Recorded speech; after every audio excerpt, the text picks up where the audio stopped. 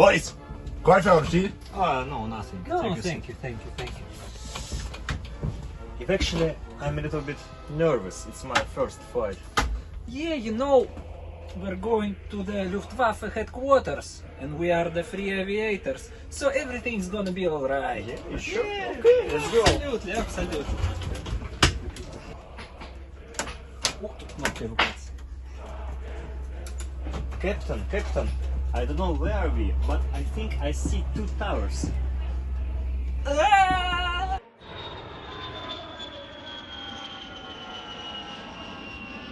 Whew, brother, that was close. Let's fly back home. Damn, son, where'd you find this? Oh, Sverdlovsk. Let's talk about the possible rulers of this fragment of Russia. We won't touch on Rokossovsky, his biography is too similar to Zhukov's. Let's talk about Batov and Yeltsin, starting with the former. Pavel Ivanovich Batov was born in 1897 in the Yaroslavl province. As an 18-year-old in 1914, he was called up as a volunteer to the front of the First World War. For distinction in battle, he was awarded 2 St. George's Crosses and 2 medals. He participated in the civil war in Russia on the side of the Bolsheviks. He took part in the suppression of the anti-Soviet uprisings and rebellion in Rybinsk, Yaroslavl and Poshikhonaya. In the 1920s and 30s, he completed various officer courses and became a corps commander. In 1936, he went to help the Republicans in the Spanish Civil War. We can say that Batov was lucky because at that time in the USSR, repressions against the army's top leadership were raging. After Spain, he will have time to participate in the occupation of Poland, the Soviet-Finnish War, and finally, he will live to see the Great Patriotic War as a commander of the Crimean Peninsula troops. During the war, Batov will participate in almost all important battles. For example, in the Battle of Stalingrad, he will command a tank fist which will close Paulus' army from the north in the Stalingrad city. In general, twice hero of the Soviet Union. He died in 1985 in Moscow.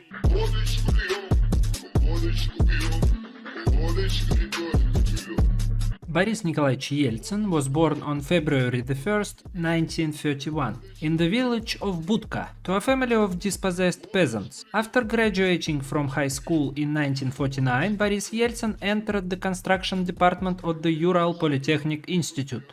During his studies at the institute, the future first president of Russia successfully demonstrated himself not only in his studies, but also in sports. He participated in the USSR volleyball championship, then coached the institute's women volleyball team. Boris Yeltsin joined the Communist Party in 1961 and literally in 10 years rose from an ordinary mechanic to the head of Yekaterinburg. By order of Yeltsin, a 23-story building of the Regional Committee of the Communist Party, the tallest building in the city, was built in Sverdlovsk, that is, his workspace. In the second half of the 1970s, he organized the construction of the R352 highway, connecting Sverdlovsk with the north of the region, as well as the resettlement of residents from barracks to new houses. He organized the implementation of the Politburo decision to demolish the Ipatiev house, the site of the execution of the Romanovs family in 1918. He noticeably improved the supply of food to the Sverdlovsk region,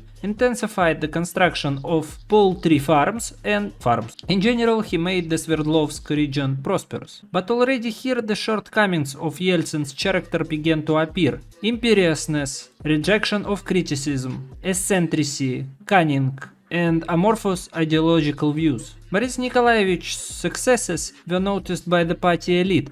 In 1985 he became the head of Moscow. Already in 1987, Yeltsin came into conflict with the party leadership. He began to criticize the pace of perestroika, calling for democratic reforms. The aura of the people's defender and truth teller that formed around Yeltsin then turned him from a typical party functionary into a bright public politician. A long confrontation between Yeltsin and Gorbachev began. Yeltsin won, and in June 12, 1991, he was elected the first president of the Russian Federation. Two problems immediately arose for the new state: to switch to the market economy and to keep the subjects of the Russian Federation from a final disintegration. The first problem was not dealt with in the best way. Yeltsin introduced price liberalization in early 1992, In a couple of months of 1000% inflation, the country turned from poor to African poor. Yeltsin himself decided to aggravate the situation, entering into a conflict with parliament in 1993. Boris Nikolaevich staged an unconstitutional coup, disbanded the parliament and the constitutional court, and published a new constitution. It can be confidently stated that it was Yeltsin who paved the way for the emergence of the authoritarian super-presidential Russian Republic of our time. Then it gets worse. Yeltsin introduced troops into Chechnya, and after all, the presidential elections of 1996 are just around the corner. They had to pull off a cunning scheme.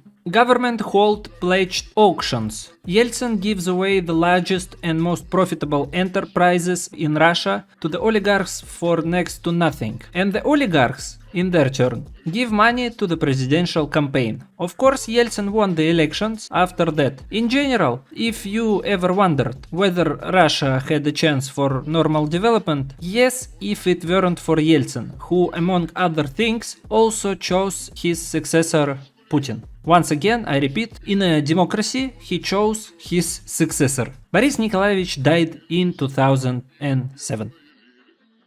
Sverdlovsk we will put in A tier. I like the dichotomy of Batov and Yeltsin.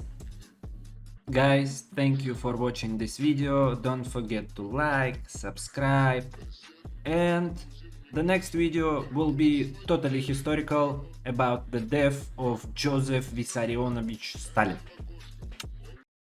FBI, open up!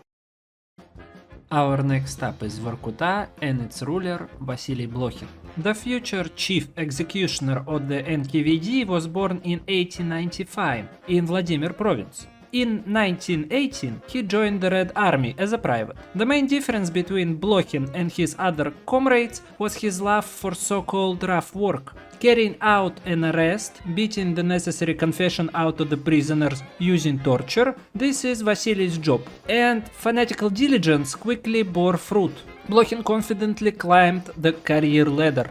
Already in the summer of 1924, Vasily Mikhailovich received the post of commissar of the special department of the OGPU. What does this mean? It means that now he could personally not only pass death sentences, but also carry them out. Most of the executioners were experienced employees from the special department of the OGPU. But even such experienced and seasoned people could not always withstand the psychological stress. Alexander Yemelyanov, who worked under the experienced Blokhin, shared his impressions. "We drank vodka, of course, until we lost consciousness. Whatever you say, the work was not easy. We were so tired that sometimes we could barely stand on our feet, and we washed ourselves with cologne up to the waist. Otherwise, we could not get rid of the smell of blood and gunpowder. Even dogs shied away from us, and if they barked, then from afar." In total, this man personally took the lives of 15 to 50,000 people during his career. Vasily, who pulled the trigger during the execution of Tukhachevsky, Yezhov, and he was the one who carried out the Katyn massacre. After these terrible events, Vasily Mikhailovich was generously favored by the authorities. He was given the Order of the Red Banner and a solid cash bonus. In general, the list of Blokhin's awards is impressive. He collected, in fact, the complete collection. The only thing missing was the title of Hero of the USSR. After Stalin's death, Beria took power for a while. At that time, Vasily Mikhailovich was 58 years old, and they did not repress him. Lavrenti Pavlovich ordered that the executioner be sent into retirement due to his illness. After Beria was eliminated, Blokhin realized which way the wind was blowing, so he unalived himself in 1955. Okay, and now our tier list. Vorkuta, I think, is a solid D tier because I think Ural League focus tree should be in Vorkuta, which is pretty logical.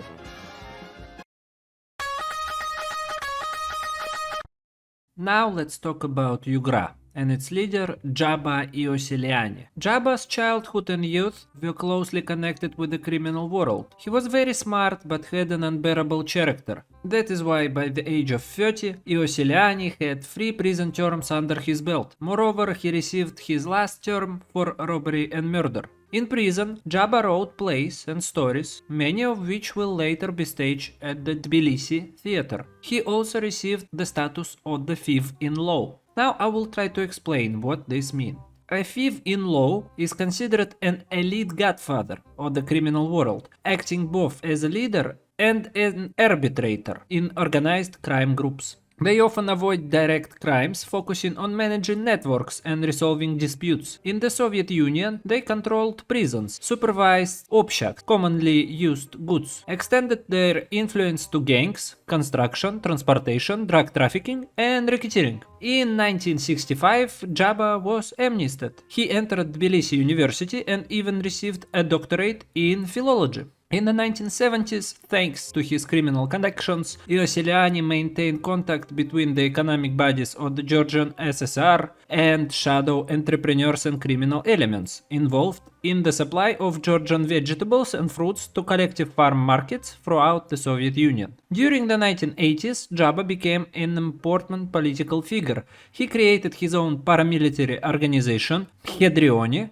horsemen. Together with the military, Ioseliani overthrew the current president of independent Georgia, Zviad Gamsakhurdia, in 1991. Immediately after the coup, Jaba invited Eduard Shevardnadze to the post of president. By the end of 1990s, Ioseliani became too influential. He chose the current president, he had his own army. As you can understand, Jaba made many enemies. He was briefly imprisoned in 1998 and died in 2003. You don't believe me when I say Ugra is a D-tier. Want a break from the ads?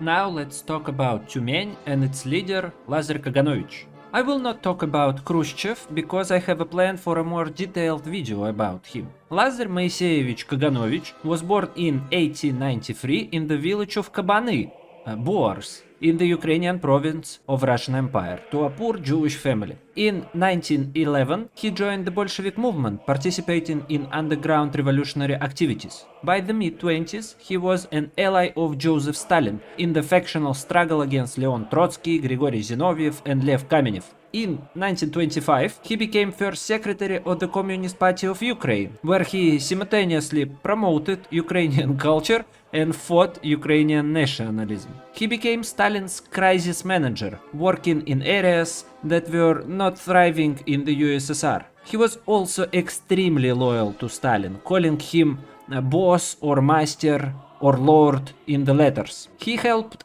oversee the forced collectivization of agriculture in Ukraine, which led to mass famines, the most devastating of which was the Holodomor. Lazar also participated in the purges, signing execution orders. Kaganovich also supervised several major industrial and transportational projects. As People's Commissar of Railway, he greatly expanded the Soviet railway network. He was closely involved in the construction of the Moscow Metro subway, which opened in 1935 and was initially named after him. After Stalin's death in 1953, Kaganovich initially remained influential, serving in senior government posts. However, as Nikita Khrushchev consolidated power and denounced Stalin's cult of personality in the 1956 secret speech, Kaganovich's position weakened. In 1957, Kaganovich joined an unsuccessful attempt by the anti-party group, which included Vyacheslav Molotov and Georgy Malenkov, to depose Khrushchev. After their defeat, Kaganovich was expelled from the presidium and forced into retirement. Lazar Kaganovich died on 25 July 1991 in Moscow at the age of 97, just months before the collapse of the Soviet Union. He was the last surviving major associate of Joseph Stalin.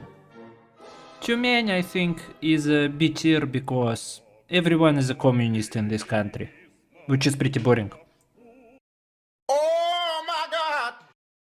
Finally, the three aviators and their beautiful leader Yevdokia Bocharova. Yevdokia was born in 1913 in southern Russia. Her parents died in the civil war Sobocharova spent her childhood with her uncle's family. In 1931, she entered the Bataysk Pilot School. Throughout the 30s, she trained pilot as an instructor. During the Great Patriotic War, at the age of 28, she commanded a newly formed all-female bomber regiment. It was sometimes jokingly called Dunka's Regiment, a reference to its all-female composition and justified by the name of the regiment's commander, Dunka Yevdokia. The attacks on the women's regiment led by Yevdokia Davidovna were so successful, swift and accurate that the German nicknamed the pilots Night Witches. Another term in Wehrmacht slang was Night Feldfebel. Bocharova became the only woman in the Red Army to be awarded the Order of Suvorov. After the war, she moved to Moscow with her husband. She died of a heart attack on September 16, 1982. She was buried at Novodevichy Cemetery.